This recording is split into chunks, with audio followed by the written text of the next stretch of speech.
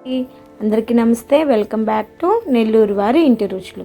ఈరోజు మనం గోధుమ రవ్వతో స్వీట్ని ఎలా చేయాలో చూపిస్తానండి. ముందుగా స్టవ్ వెలిగించేసుకొని ఒక బాండిల్ తీసుకున్నాను. అందులో 3 టేబుల్ స్పూన్ల దాకా నెయ్యిని వేసుకున్నాను. నెయ్యి కొంచెం వేడెక్కాక కొద్దిగా ద్రాక్షని తీసుకొని మనం వేపుకొని అయితే పక్కన పెట్టుకోవాలి.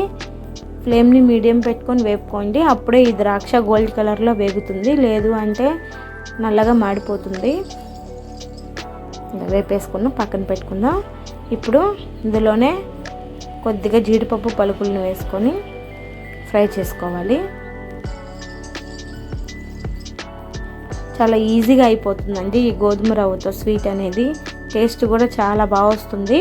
తప్పకుండా మీరు కూడా ట్రై చేయండి. జీడిపప్పు పక్కన పెట్టేసుకుందాం. ఇప్పుడు ఇందులోనే 1 గ్లాసు గోధుమ రవ్వను తీసుకొని మనం వేపుకోవాలి.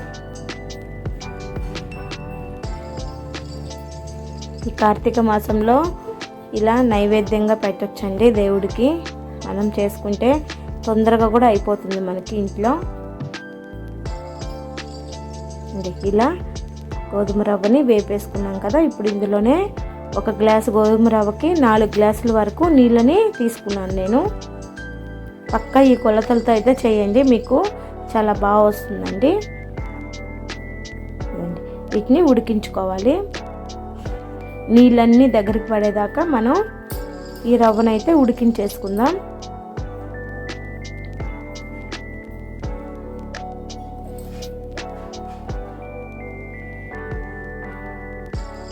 మధ్య మధ్యలో ఇలా కలిపెడుతూ ఉడికించండి, లేదు అంటే అడుగు అనేది మాడిపోతుంది.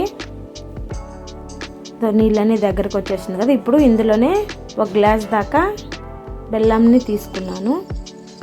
బెల్లం వేసుకున్నాక ఇలా బాగా మనం రౌండ్ సర్కిల్లో కలుపుతూ మనం చేసుకోవాలి.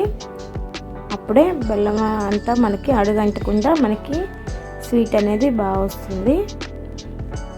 ఇలా వీడియోలో చూపించిన విధంగా అయితే కలుపుతూ ఉడికించుకోవాలండి.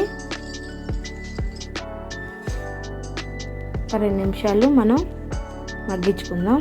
2 నిమిషాల తర్వాత మీకు నీళ్ళన్నీ ఇంకుకొని పోయి మనకి స్వీట్ అయితే తయారైపోయిందండి.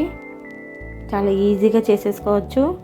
ఇప్పుడు మనం పక్కన వేపు పెట్టుకున్నాం కదా ద్రాక్ష జీడిపప్పుని వేసేసుకుందాం.